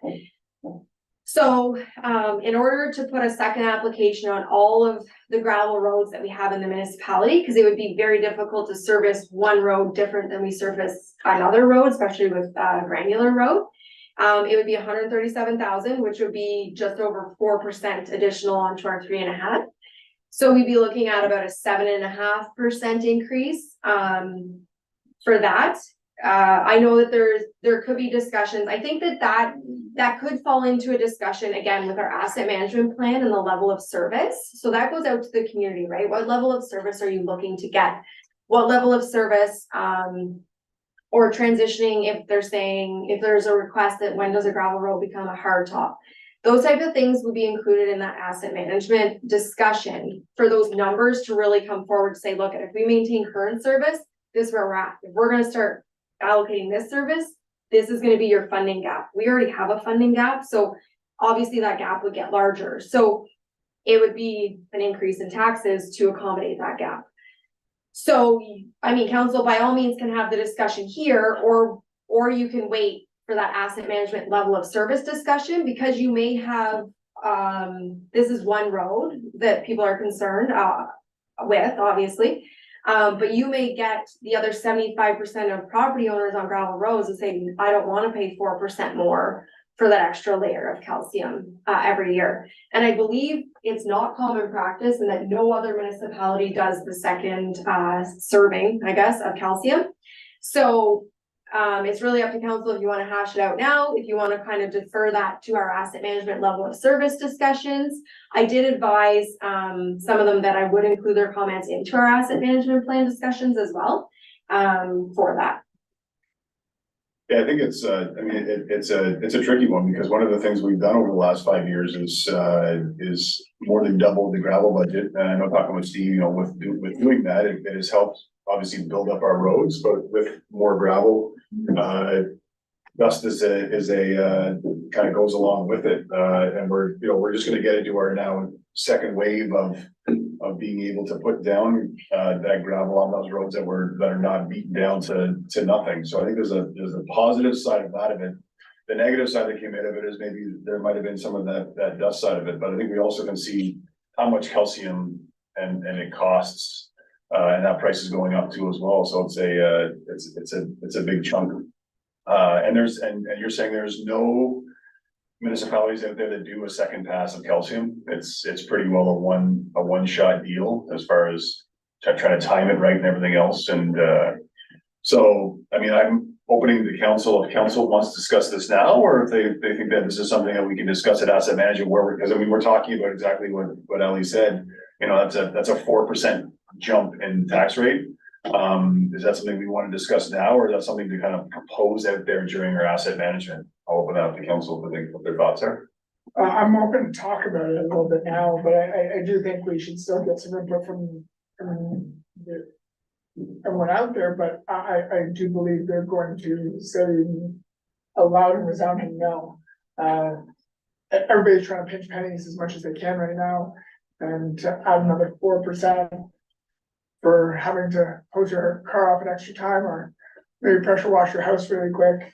I just don't think most of them are gonna go for it. It is, like you said, it's an unfortunate circumstance that comes with putting more gravel on the road, and depending on how much gravel we put on the roads, you know, it might get a little better next year if we're not putting as much gravel on Nolan's Road next year. I don't know what the plan is for that, because I know we just did these roads not too long ago.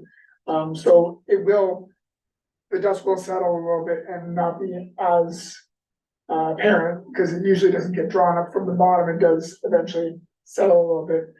But I do believe that for the most part, most people are not going to want the 4% increase. That's my unfortunate biased opinion, but I think it'll be great to see what everybody else has to say on the subject. Sure. It should be part of our asset review. That's a review. And Morgan, you're nodding your head. Yeah, I think that's I mean, as Yeah, long as you want- I was just gonna say, I do think it should be part of the asset review, because I also think we should be taking into consideration drought. Like, maybe not every summer we need 2 applications, but if we're having a drought summer, which we just had, then perhaps there's some way to, you know, so many days without rain and none in the forecast for so many more, then we do make a second application or something. But yeah, it's hard to make that call, because I mean, like we said, it's a 4% charge too as well. So I mean, it'd be one that we'd have to really make sure that we plan and budget for. I agree. I think the asset management side of it, to really put it out there to the public to say, let's have that discussion a little bit more. Just a side note, we talk about that water truck or making that truck. Is there opportunities, or is this a waste of money or a waste of time to drive down there with the water and kind of water down some roads sometimes? I mean, it's not using calcium, using water. Is that more, I do it today and tomorrow it's a waste of time, or is there other options as far as another coat of calcium? So the water will work very short term, obviously evaporation of things. So I mean, we apply it whether it lasts for while the sun's out. The downside of that comes with a loss of an operator. I really do encourage my operators to enjoy their vacation and the overtime that they've taken or worked for all winter, even after Christmas. So I mean, we are usually down an operator or 2 sometimes during the summer months. By doing so, we are going to run into the problem where we can't do other operations due to having the water truck out if there's more complaints a lot of the time. So it could affect some service levels that we are competing throughout the summer months.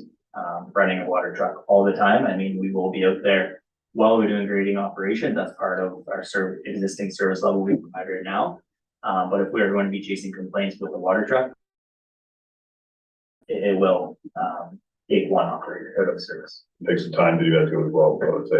I think this is it's a good wholesome discussion too as well. I think that once again, just see how we can, if we have enough people asking for that increase in service too as well, and we get into the asset management, I think there's a great opportunity there to see if that's what people are looking for overall too as well. So I think that's a great point. So All right, so I think we have a little bit of,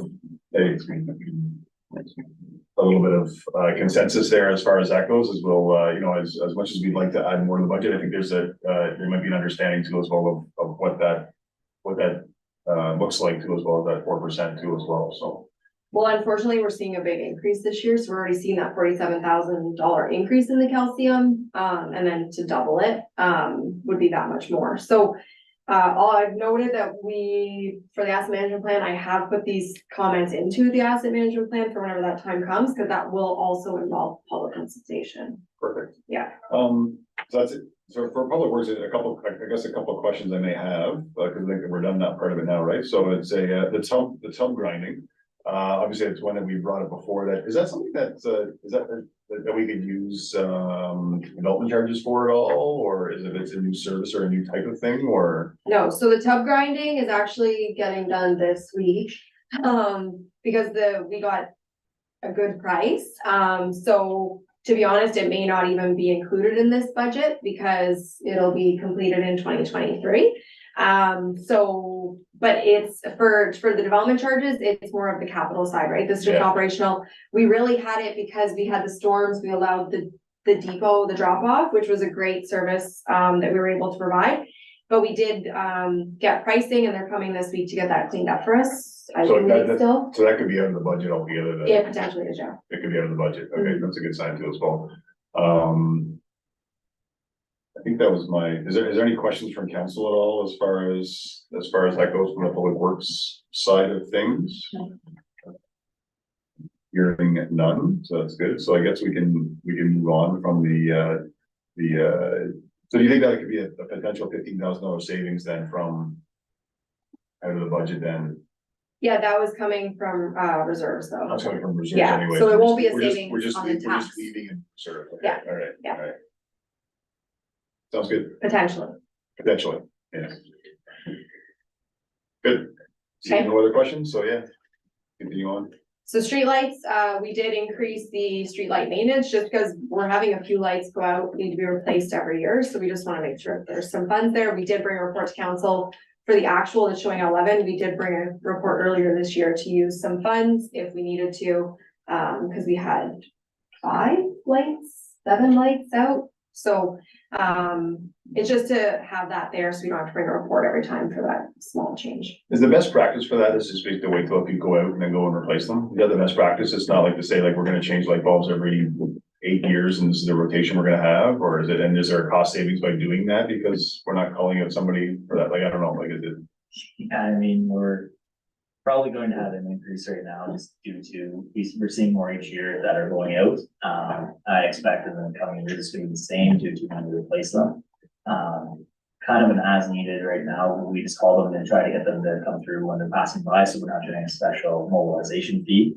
And we do make sure we comply with our minimum maintenance standards. And the lengths in there is reasonable, so we make sure that we have them come within that time, but it's really more or less as needed. And our pricing is really. It's really good for doing that as needed. There's not a big advantage of saying, let's either tack on a few more. We're gonna save money by doing that next time. It's really one of those things that they could inspect all the street lights and say they're all good, and And then. more one blows, yeah. Exactly, it's just like your lights in your house, right? Really, it's hard to tell when they're gonna go, and you can have all of them go once, or you could have one. And we don't wanna change that light bulb that we changed because we're putting it part of our timeline and it could have lasted another 2 years. That's right. So we thought we saved something, but we didn't actually save it. Oh, that's fair. That's good. Any other questions on streetlights? You know, good, okay. So again, the airport, we haven't had those discussions, but based on the potential agreement is for the club to take on more operational costs. So Smith Falls is doing the same thing, budgeting is similar to last year. Perfect. No question on airport? Okay. Waste management, this is where you will note that we no longer have the recycling revenue that came in from our recyclables, but also we no longer have the cost associated with the recycling. Like I said, we budgeted the 6 months in 2023, and now we've basically allocated all of those savings into our capital side of things. So waste management, next to no change, and we're getting a great service from there too, so. We do, I mean, for what it costs the residents and what it costs in the tax bill for waste and everything else, I think is. I don't think anybody's gonna argue with spending a couple $100 on their tax bill, so they don't have to worry about their garbage, so I think it is a great value for sure, so I don't think there's any questions on that, so, yeah. Perfect. And social services, so again, the grants close at the end of the month, so we'll bring forward a report to I have it on the December 5th meeting, I believe, for council to discuss the allocations for donations and the small increase to each of the cemeteries, which I think is important for us to move forward, doing those small increases for what we do. No question on that one, we'll discuss that as it comes up to the roll, yeah, thanks. Recreation, we've spoke about the 22 acres, the sound panels, all those good things for capital. The $5,000, the inclusion of the senior programming. If we get the senior grant, then that would be our portion. If not, we think that's important to continue having some kind of programming and moving forward, because it was a great success with the grant that we were fortunate enough to get this year. And the rec group did provide their request, so it is broke out here as well. Basically, it's the same request as last year, the $10,000, and they provided kind of what they're looking at doing. So instead of Canada Day, they're looking at doing a kind of a fun summer event, which is already being planned. The Easter breakfast, they're looking for council support again, similar to last year with the food and cooking. Mighty Machines, which has kind of been one of the bigger staple events here now, Santa Claus Parade, and then just miscellaneous events.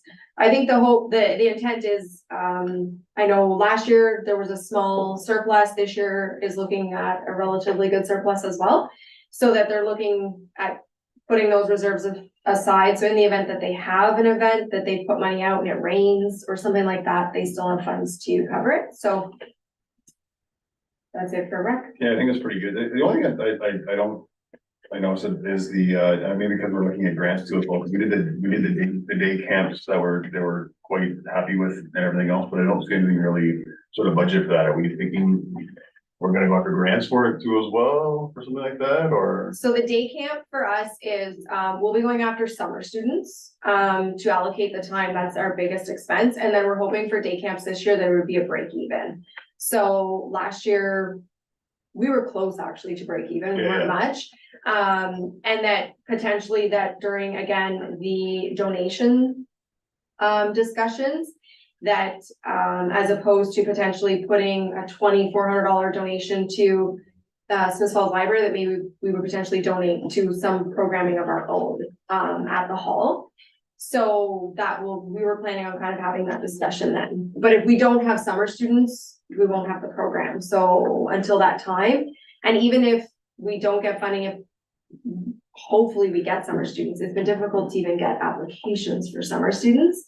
So because right now, our admin assistant who ran the program last year is my deputy clerk, so we're not gonna be giving that position up for the program either. And we do have some social services reserve We do. that we could then, if we're going forward with that, we need, I think there's like 31,000 in there, so we had to pull 1,000 or 2 out of that in order to help maybe offset it. We don't really ever utilize that, and that could be an opportunity.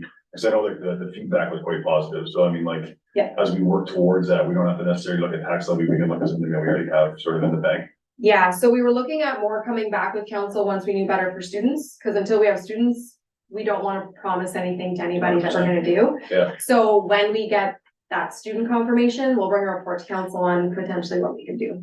Perfect, okay, any other questions on that at all, as far as and then like the same goes for like some of the senior stuff too as well, like if we have the that $5,000, but you know, if we need $6,000, so we do have something that we can pull from too as well in order to help support that too as well, because I think those have been well received. Those all these are like great things that are going on in our community that if we can maintain them, that's great, so. Yeah, and we have a number of grants in right now, so Yes. we do have grants in that would fund somebody for 2 years. Plus program fees to do a whole bunch of things, so we're really just kind of waiting to see if we're fortunate enough to get them, great, if we're not, we'll pivot and bring another report back to council on what we're looking at. That's perfect, that's what I wanted to key on, because like, we're talking about how like we don't have grants in our budget because we don't know where that is, but I mean, like, there's outside of that budget side of it too, as well as we discuss those things too, as well as that, there's lots of discussion about trying to make sure that we have as many good services with our, in our community as possible. So I think that's great. So, any other questions on recreation and all that kind of stuff? That's me. That's good. Thanks, Ellen.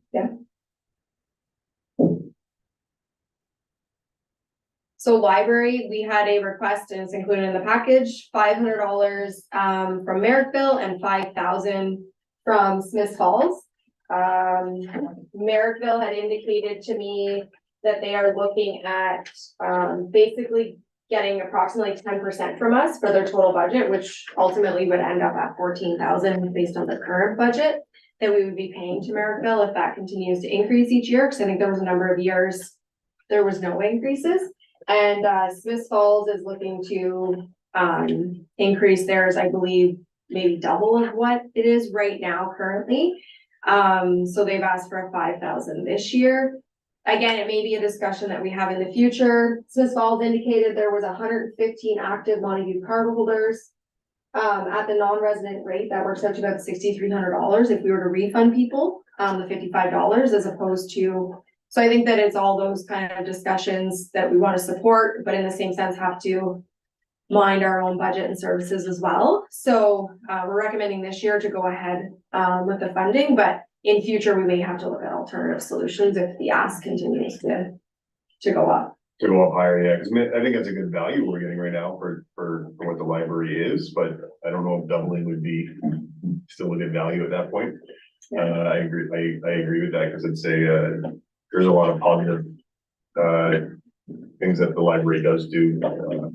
Well, does anybody have any comments on that? I think that's pretty well, yeah, so, all right. Planning and building, again, not a substantial amount of changes here. We have not allocated anything as far as septic permits, revenue or the expenditures.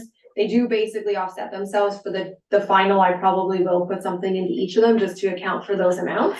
But for the most part, actually, our revenues are higher than our expenditures right now. So it's been working out well for us.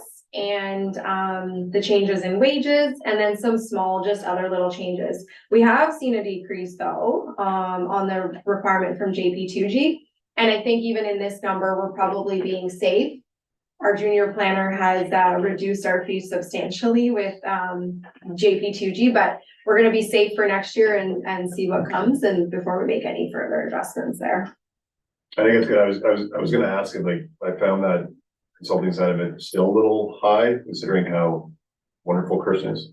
But I think that's a good point too, as well. We don't know what might come up to as well, like, as And far we as want her that to be goes. comfortable. And- We want her to know there's some funds there to go to that. Yeah, we'll always support her no matter what, 'cause, yeah, we value that for sure, but yeah, it's nice to make sure that it's budgeted at least, and then, and we can go from there, so that's, no, that's good. Any questions on planning at all? None, seeing none? Okay, keep going. Drainage, the only real big change here is we did include the 4 drain, the revenue side. It's saying transfer from reserves, but basically it's the non-township portion that we would be receiving funding back from. But if council decides to allow them some time to pay it or whatever, it would be allocated from reserves and then replenished. And then you'll see the difference is the 4,000, which is the anticipated township cost for that drain. That's it. So how much is in our reserves for drain, if you go back with?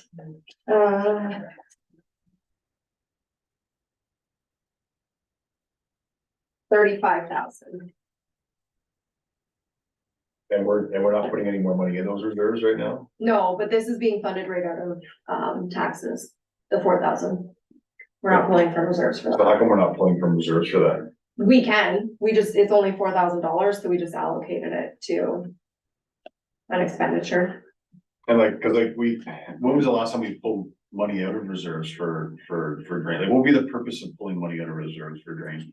So if we're gonna do a drain that maybe we're 50% owner of or something along those lines, we would have that fund, and as opposed to going all at once onto the taxpayer at a 1% increase. That's basically what they're there for. The $4,000 we thought was irrelevant really, but if council wants to pull from the reserve, we can. Does it, do we have any that we are 50% owners of, as far as that goes? Well, at the present time, but all it takes is 50% of landowners and they could have a small portion and we have a very large portion along the roadway that is along the outlet section and we could be on the hook for $30,000 bill, even though we're majority landowner, all it takes is 50%. And you're keeping in mind that we just did an emergency repair on a culvert that was also tied to a municipal drain that you haven't got a report on yet, so, Surprise. yeah, recommendation would be to just, for the $4,000, just do it on Yeah, taxes. that's fair. So I just wanna make sure like that reserve, that is just not sitting there, something that is, it's the appropriate amount and everything else. So let's say, okay. Thank you. Any other questions on that at all? Okay. And that is the end of our budget, so, any other questions as far as council goes on the, kind of the changes? I'll open that up. Any questions from council? The only red circle item that we had, that we discussed everything through there is the COLA amount, because right now it's sitting at 2%. We did approve a 3% at the county, and we doesn't mean everything at the county we do at the county, but I believe the percentages going into the previous years were sub 2. They were 1.7 and 1.1 or something, I think it was. So there was lower percentages going into that budget from previous years, where we did a salary review, and B, stayed pretty consistent at the 2% over the years, and I'm waiting to be corrected, so like if I'm wrong or not, so. No, you guys have maintained, relatively 2%. All municipalities, I think, are kind of in a holding pattern, waiting to see what the county was doing. Some have gone ahead. There's ones that are doing pay reviews right now because we did a pay review, because others have done pay reviews, so everybody's kind of in a different area. There's some municipalities outside Leonard County doing 6 to 8% COLA. So everybody's all over the board. And those are places that could have been also very far behind as far as when they're looking at their, we don't know, right? There's all kinds of Yep. variables that kind of play along with that too as well. But I will open that up for council, because I mean, it's one that, you know, I think we've done a good job at trying to make sure that we've manage that and manage it to make sure that we, you know, keep the quality staff that we have. So I mean, I'm open for discussion if we're happy with the 2%, or if it's something that we're looking at a change to at all. So on one topic is the compensation reviews, and it's all municipalities, I believe, try to have it so that they do it on a regular basis. Because when they let them fall, which had happened before here, you then have a catch up that is excessive, where when you stay that and you commit to a review like we've just done, we then in turn ensure that the catch up doesn't hit us as bad as they could, which is why a lot of the ones still in Leonard County are attempting to do it or putting it on hold for 1 year and doing it. But at the same time, the COLA clause, a lot of them are waiting. I know there are some out there that are giving a 4%, that have committed like a 4%, a 2.5%, a 2 and a 2 maybe. They've done a 4-year, so that it gets through the current term of council plus that first year, that then counts, the new councils aren't coming in and having to address it.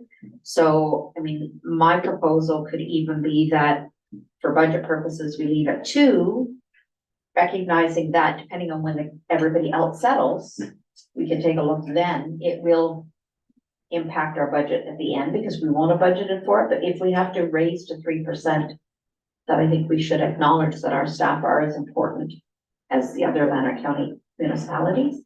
So whether you want to commit to the 3% now when we only know of 1, or if we wait to see, because as I said, I know another one has done a 4, I think it's a 2.5 and a 2. So, as I say, I mean, I personally feel it's important to keep our staff. I know other members as well feel, because when you stop to think about what it costs you to keep retraining staff And I mean, we're a small municipality, we need to stay competitive with our other rurals. We'll never be competitive to the urbans, but we've got great staff. We're getting great results on all the work that's happening. We've got a great budget in front of us. They've been very good in keeping it in line, being fair to the taxpayers. So I think COLA, whether we agree to leave it at 2, but acknowledge that when the rest settle, that we can come back and have that discussion to amend it. And whether we even start to think about what we want to do, if others are doing like a 3-year or a 4-year, and start to do that as well. I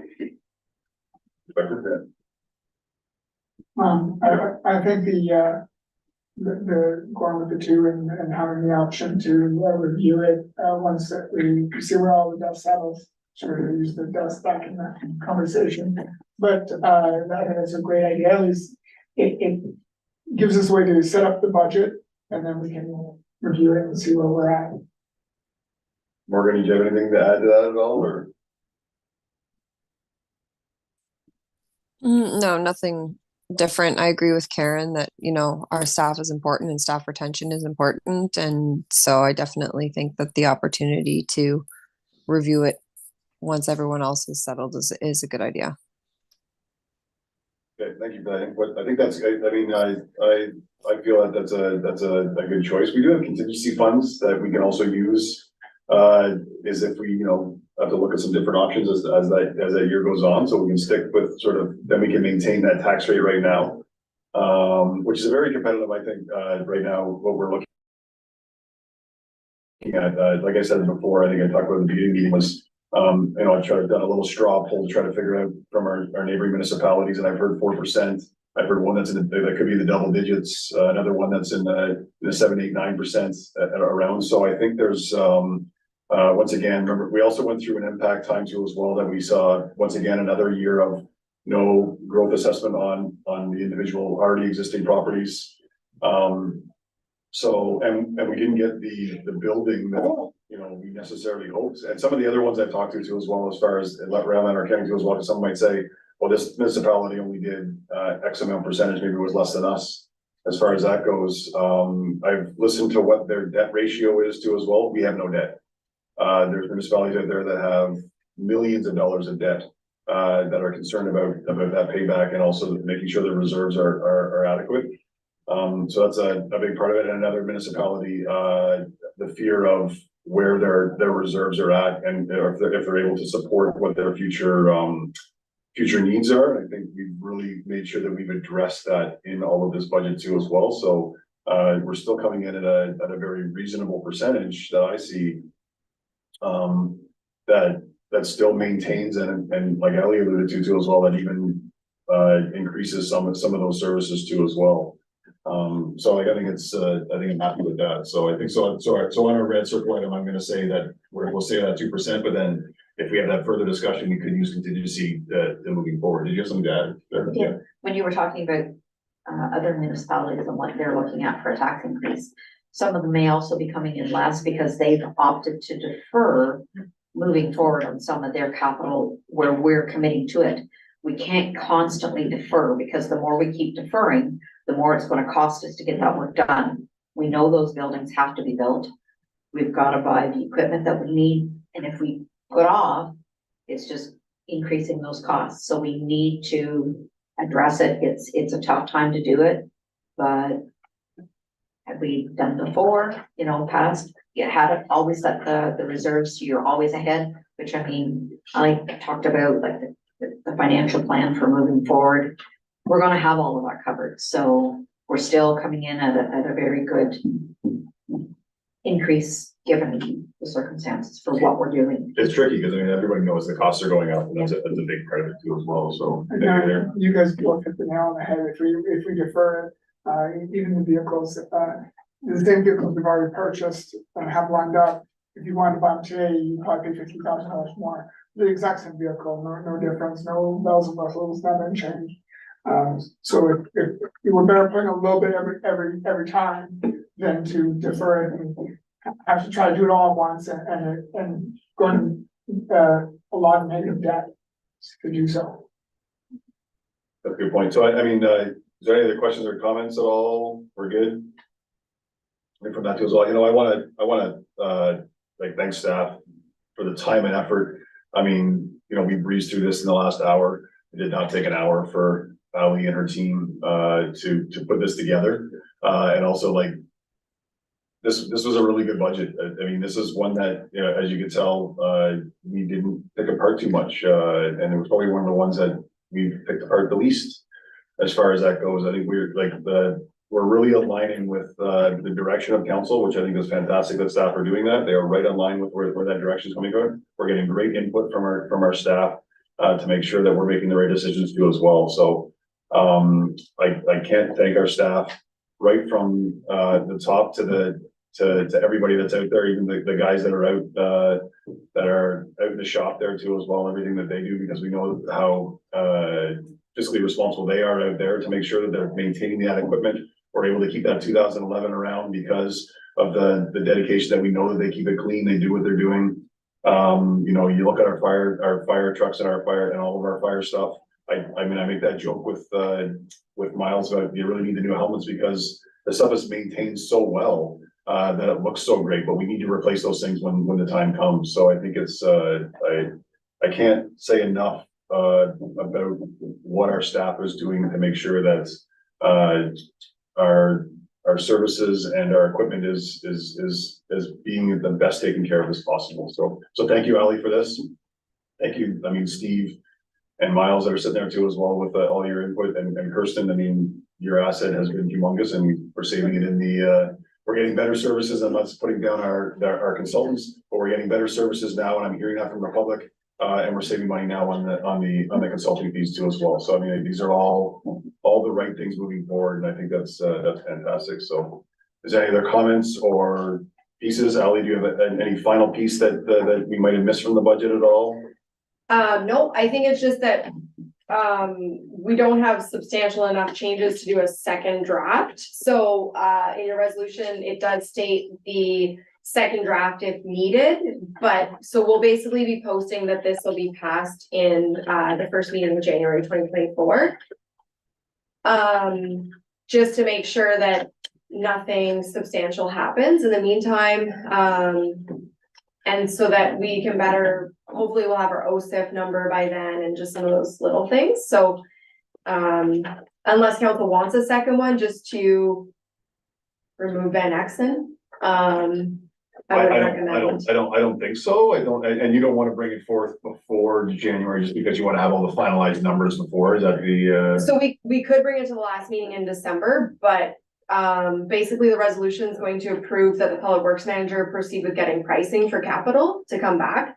Obviously without Van Exen, as discussed this evening, but that we go ahead and get pricing on capital, so we're not holding anything up, and that the 2% COLA is approved, so that we're starting payroll fresh in January, everything's done, that it's just basically the budget itself will be passed in yeah, January. that's the biggest thing. We want Steve to be able to go out and get that tender Yeah. pricing and Yeah. and getting the best possible pricing. I'm sure we're gonna team up with Lanark on certain things too as well, that they'll probably reach out for us to do as well, with the micro stuff and everything else, so. So with that resolution, it really doesn't impact us as far as passing it at the first meeting in January. So am I crossing anything out on that? Nope. It's all good, right? Yep. Okay. All right, then I'll go ahead with this then. So no other questions? Speak now, or will there be? Good, okay. Moved by Councillor Kenny and seconded by Councillor Crabtree, that the direction given by council regarding the first draft 2024 budget being presented in the report be incorporated in the second draft of the 2024 budget to be presented December 19th, but we're not doing that part though, right? It says if needed. I should keep reading, Jeff, if needed. So if it's not needed, that's good. Thank you. And the council provide direction to notify the public that they intend to pass the 2024 budget at the public meeting of January 16th, 2024. And the council directs staff to proceed with the pricing for the capital project, the reports that come back to council for final approval to ensure the township receives the most competitive pricing. And further, the council approved the COLA for 2024 effective January 1st, 2024 to be 2%. All in favor? And that is carried.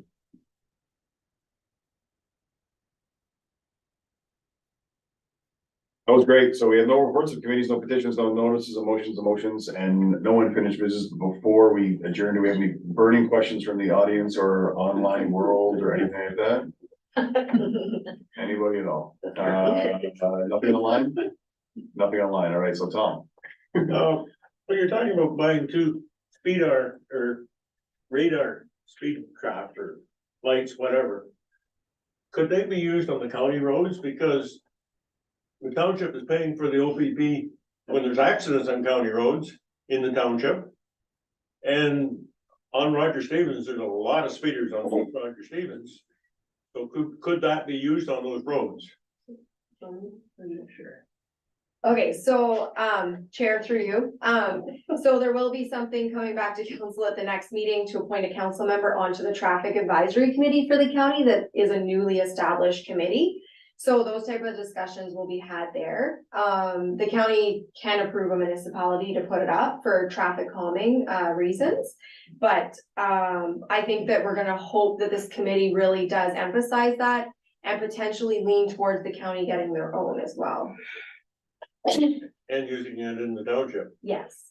Also the county roads, the street lights on county roads, the township pays for them? No. So Leonard County, so if you look at up here, Roger Stevens. Roger Stevens and Rosedale, not my street light, that's out. Any intersecting county road with county road is property of Leonard County. If you look at, where is the one? So if there was one up on, just for instance, one at Montague Boundary and Roger Stevens, that would have been put in place by the township, so that would be a township street light, but if it's a county, it's county. So the one that's out right now, is that a county? Yes, that would be county. So should we, then we, you gotta follow up with Sean, I guess, and, say, hey.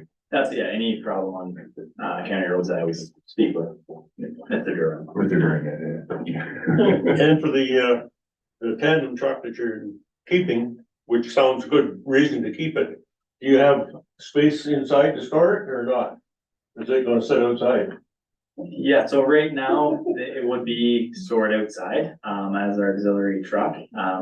In the future, depending on how the township moves forward, the hope would be that we would have space to have that in a climate controlled environment. But again, it is an auxiliary truck that it may not be running every single storm. But one that the guys will, if it is outside, there's some trucks that are stored outside. So this one, if it has to be stored outside, it's not the end of the world. It's more of an asset to have than really worried and inside storage. But it would be no different than the county contractor truck that sits outside as well. So again, depending on how we move forward, whether it's a new building or addition to a building, hopefully we have space for it. I would like to think that we would, because I mean, like, the idea of that building too as well is to be there for the next 50 years. We want to make sure that we're planning that, what is the township going to look like in 25 years from now too as well, and that we're accommodating some space for that. It's not going to be plugged full right away too as well. I would like to think that as we go forward with those investments, but yeah. He's done. Thank you. That's good. Those are good questions. No, they are good questions. I think those Yeah. are, I mean, that's good. I mean, it's nice to have those questions too as well. And once again, if the public sees this after, if there's questions from the budget, we are and staff are all open ears to, we want to make sure that we're making the right decisions and we're moving forward appropriately. There's been a lot of time and effort put into this too as well. So I mean, like, if there's questions, please like have a good, strong read for it too as well. And bring them forth. Like we have time.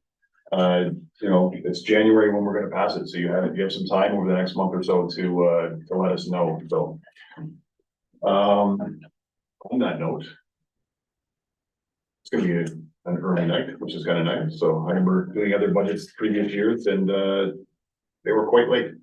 So, kudos once again to the staff. So, on that note, I will close up the meeting. So moved by Councillor Crabtree and seconded by Councillor Kenny. The committee of the whole meeting for November 21st, 2023, now be adjourned at 8:06 p.m. All in favor? Carried. Thank you, folks. Thank you, staff. Everybody drive home safe. I don't know if it's still freezing rain or not out there, but I'm sure our public works crew is right on it. So, thanks everyone.